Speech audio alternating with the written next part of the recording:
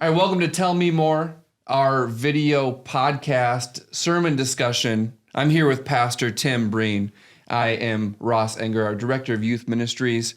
And again, if you have any questions about our sermon, go ahead and email those to tellmemore@frcoc.org. We love getting your questions, and it helps this person, the host, me this week, the Inquisitor, come up with wonderful questions. And so on June 26, 2022, Pastor Tim, you opened your sermon talking a little bit about Bear Grylls, our survival expert who drinks questionable things and gives us incredible life tips. So I have a survival test for you. This is a tactile test, Christian honor system. You're going to have to close your eyes. All right. I'm going to hand you three things. You need to guess these correctly, 2 out of 3, to win. You can't play along at home, but you're in on the fun. So, all right. Okay. Close your eyes. Eyes are closed and pinched. One hand or two? You put both hands out without touching the microphone. Here we go. Okay. First item.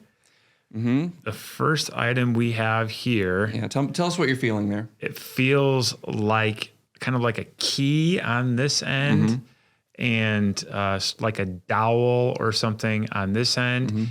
Is I don't know, it's like a whistle or something maybe? I don't know for sure, Ross. I'm going to get this one wrong. But all that to said, I have no idea. All right. Flint and steel, a flint and steel fire starter. Oh my goodness, sure. We can do this in the studio. Something like there it is. There you go. All right. I just used Doritos. Yeah, exactly. Bear Grylls probably could, stick in twine. Okay. Okay, second item. So now you know my eyes are legitimately closed. That was the easy item. Oh, that was the easy one. Yeah, exactly. I feel like this is going to be like a bear tongue or something like that. No. Okay, so here we've got something that opens. This is only tactile. Can I taste it? Can I smell it? Or is there anything in here that would come out? There's things that go in and come out of that. This is one part of a two-part system. It's kind of a container of some kind. There's usually a bag or something that screws onto it. A bag that screws onto it. This twists off. It sure does. Yeah, I didn't know that. And I don't know. I want to say like glue stick, but I'm going to say some sort of a container for insect repellent. That's my guess. Very close, very close. It's a Sawyer water filter. Oh, sure. Put the bag like a life straw. Like this. Yeah. You kind of squeeze the bag, comes out the other end. Oh, shoot. Okay, I believe in you. Okay, this is just for funsies. This is the third one. Because I've already forfited my chance of winning the prize. We've already not survived this. Okay. But here we go. Here's your third item in hand. Okay, this just feels granola bar like. Correct, you nailed it. It's a granola bar. If you have young kids, this has probably saved you on a number of outdoor adventures. So, yeah. 1 for 3. Well, in baseball, that's not a bad average. So, no, but in the woods? In the woods, yeah, we would definitely need Bear Grylls. All right. Or at least this text from Daniel. This is our last look at Daniel. And you've talked about Daniel being sort of a survival manual for making it through difficult times. And so, can you tell me more about that? Like, how is this a survival manual? Does this apply to my life at all? In the times this was written, there's a lot of upheaval, political problems that believers were facing. How analogous is this to our life today? Yeah, so there you got about 5 questions in there. Let's go. How is it a survival manual? Well, I think both the scholarly consensus and sort of the practical feel you have for the book is this is the kind of text that would have encouraged people to hang in there, to be true to their convictions when the deck is stacked against them, when the odds are not in their favor. And so we really believe that this book was something that had great value during the days of the persecution, what we sometimes call the Syrian crisis or the Antiochian crisis of Antiochus IV. So we're talking about the 160s before Jesus. And I think it's a manual because it does not, I mean, it rejects sort of easy answers for one thing. It says in some sense, you have to learn how to get along with people whose values differ from yours.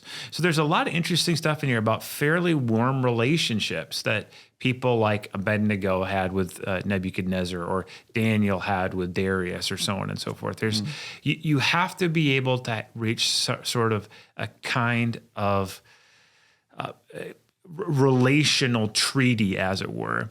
But at the same time, you have to also know that you have certain standards and convictions to God that you have to uphold. And so this would have been, I say survival because it would have actually inspired people like Judas Maccabeus. We didn't talk about Judas Maccabeus very much in this series, but he is this long shot guerrilla warrior who gets together a band of Jewish militiamen out of the hills, and they're able to break the yoke of Antiochus Epiphanes. And I really believe that one of the reasons they can do that is because they had in this book a picture of God actually having ultimate sovereignty. And that would have inspired them to play David to the Goliath of the Syrians and the Greeks and go at this thing. I think one of the things I didn't talk about in this sermon, but I could have, is how that became a template for the zealots of Jesus' time. So you have in Jesus' own band of disciples a man who is a zealot. There were zealots all around the place. And they said, well, if the Maccabeans could do it to the Greeks 150 years ago, 200 years ago, and actually going forward 300 years ago, why can't we do it with the Romans? And that is not simply this hot-tempered fire against an oppressing enemy. It's confidence in God, that God has this whole thing worked out and he will have victory in the end. So let's confidently go into battle against them. So this particular book, it sort of repels or reacts against easy answers. It talks about relationships, friendships, negotiating systems a little bit, but then also being willing to draw lines. Right, because it doesn't tell you how to filter your water or things like that, but it definitely talks about this relationship that Daniel has, as a subject of this empire and these leaders that he doesn't agree with and how he interacts with them. And I think it's interesting how you said, this could apply to the Greeks or the Romans or the Persians or any other empire that comes after that. But now it's sort of like a children's Bible story for us, at least the first part of Daniel. Yeah. But here we are at the second half of Daniel, and it talks a lot about these strange visions and things like that, and it really takes a forum like a studied pastor to go through this and pull out some of these truths for us. So for sure, definitely appreciate that. In your first point in your sermon, you said that earthly battles reflect supernatural wars, and even before our Sunday morning worship service, I was talking with my wife Jackie, and we were talking about a lot of the Facebook posts and social media stuff that we had seen recently with Supreme Court overturning Roe v. Wade, and we said, wow, what an incredible tool of Satan that we have this thing that can divide believers. Right. And so I think this point struck us primarily because, you talked about this supernatural war. So how do we combat this spiritual conflict, that these tools that Satan has to divide people? Flaming arrows, they're sometimes called, right? Exactly. Well, this is the Ephesians passage. The simplest answer is you put on the full armor of God. I think what I would say in more of a sociological perspective, and even maybe a scientific perspective, is that there are conflicts in the world all the time. There are always problems when you talk about groups of people or even individual people. And that we've had how many thousands of years now as a society to try to figure out how to fix those. And so we try medication, we try arbitration, we try lawmaking and politics, we try all these different things, and we can't ever get it right, which to me feels almost like there's algebra going on and there is an X factor in all this that we simply cannot account for in the conflict that happens in the world. It seemed like we should have it figured out by now, but there's something we cannot lasso. There's something we cannot constrain. And I think that to me, that's an indication that this actually is objectively true. It's not just a narrative by superstitious people, but there are spiritual forces that we cannot overwhelm and that we cannot wield to our own advantage, and that somehow are out there and we're participants in something bigger than ourselves. And I think it's just a good reminder that how many different versions of Thomas More's utopia are out there. I mean, ways of really fixing society. Well, ultimately, there is some aspect of society that we cannot actually control or change because it's a supernatural one. I think I just want to live humbly in light of that, and then recognize that sometimes when I can't understand why people do the things they do or act like they think, and they're not stupid people, they're not lost causes. There's actually bigger things going on, and that it just keeps me humble in the whole thing. Yeah, yeah. Humility is key, and we see that in Daniel, definitely in how he interacts with people. But yeah, just recognize that there's larger things going on. Yeah, I could definitely see that as a... And it's just that the Enlightenment Project tried to stamp that out and said we can account for all this in modern neurology. And we know why else. Well, I actually think we don't. And it's possible that we never will, that there's always a little something going on we cannot simply account for in terms of material and natural world. And that leads into the second point. You said that in times of pressure, we have work to do as believers. There are things, greater than us going on around us, but we can't just sit humbly and idly by while those things happen. Right. Daniel 12:3 says, "Those who are wise will shine like the brightness of the sky above and turn many to righteousness." That we have a task to do. Yeah.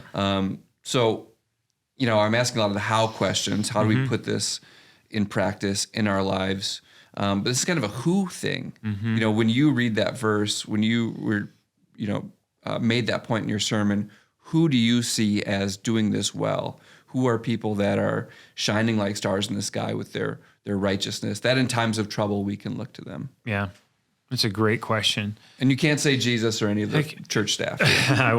But there are amazing stories of people in persecuted countries, where they could have headed for even you look at someone like, and this is the second best answer to Jesus, Mother Teresa, in the caste system, and could have said, well, this is just ridiculous, but her Christian faith compelled her to go and lead people to righteousness.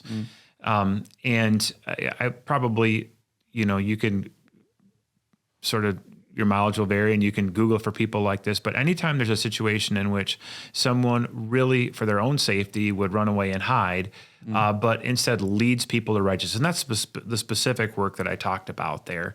Living with wisdom and then leading people to righteousness. Being willing to say, instead of head for the hills, or be willing to compromise. Hey, there's righteous, and that word righteousness and justice are always sort of intermingled in the Old Testament to show people what is good and just and right in a situation where otherwise people would be inclined to cover themselves up with books or whatever and do the fire drill or the tornado drill and just run away for their own safety.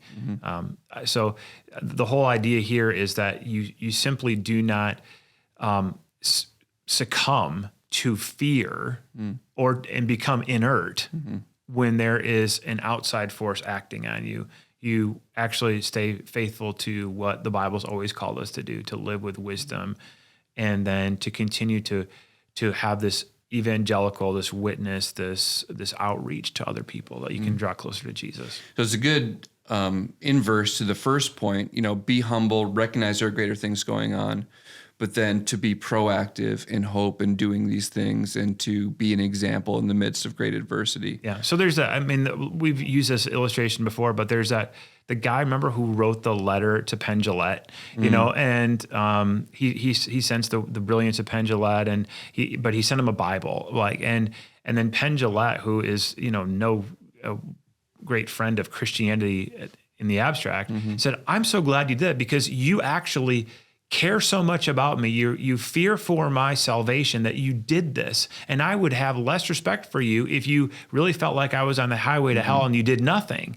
And so being willing to really put our feet and our hands where we say that our hearts are, which is we want everybody to be saved. We have this fire within us that is pushing us outward into other people's lives so that we can draw them closer to Jesus in their life. That if we believe we have the keys to eternal life, I mean that... What are you doing, man? Right? Yeah. Exactly. So then finally, we're heading into our third point here of the sermon, which is that resurrection is greater than survival. Yes, this is a survival guide in difficult times, but what if as a believer, you don't feel like you're facing a difficult time? What if you're content with the world and the status quo as it is? You're not being thrown into a fiery furnace or a lion's den. How do we live out this hope of an eternal life in our day-to-day?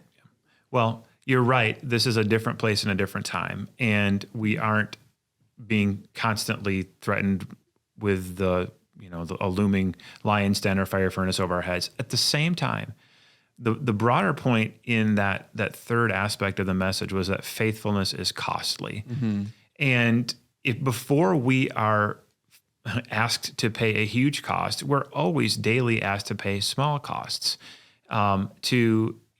to say a word of conviction when it's otherwise easier to be silent, to give sacrificially when we'd rather hang on to our money, to use our gifts in a way that people might look at us and we might feel a little bit embarrassed or something to do that.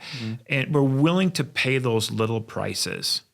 I don't think anybody their first purchase in life was a Mercedes. People bought smaller things along the way, started with a pack of gum and then a baseball card. And we have to become accustomed to giving up what makes us comfortable and makes us content and satisfied for a greater outcome. And then I really believe that God will continue to make bigger and bigger asks of you through that. We see this a lot of times in the Bible, that people who did amazing things had a track record of building up through this long obedience, these small acts of faithfulness along the way. And ultimately, it came to the point where they were asked to do something big. So for Joe on the street right now, he's not probably going to be told not to pray anymore, or he's going to be thrown into a fiery furnace or to the lion's den or something like that. But he's being asked in little ways, who are you choosing? Who's really on the throne? Where is your loyalty? Where is your allegiance? And in small and subtle ways, I think we always have to be giving over our allegiance to Christ. It's almost a warning that being content could lead to inaction, but to take small steps could lead to greater things. We talk, we hear Jesus telling us to take up our cross and give up our lives. And there are some great asks out there that might be intimidating, but it starts, like you said, it could start with a small. Faith is an exercise, and when you act on it, you get stronger. And with that strength, you act in another way and get stronger again. And there can be this feedback loop in faith in such a way that ultimately God can ask great, great things of his people, and we'll be ready. For sure. Fantastic. All right. Well, this sort of concludes our look at Daniel and this Clash of Kingdoms series. Hopefully we're doing more of these Tell Me Mores, because it's definitely insightful for me to watch and listen and hear a little bit more about the ideas and the content behind the sermon. So again, if you are listening to one of our sermons live and you take some sermon notes and you have a great question, go ahead and send that into us at tellmemore@frcoc.org. If we're still doing this, if we're not, send it anyways. I'm sure someone will read it, and would love to. And my assignment for this week is to work more on flint recognition. I'll do the best I can. Yeah. Let's work on our fire starting skills.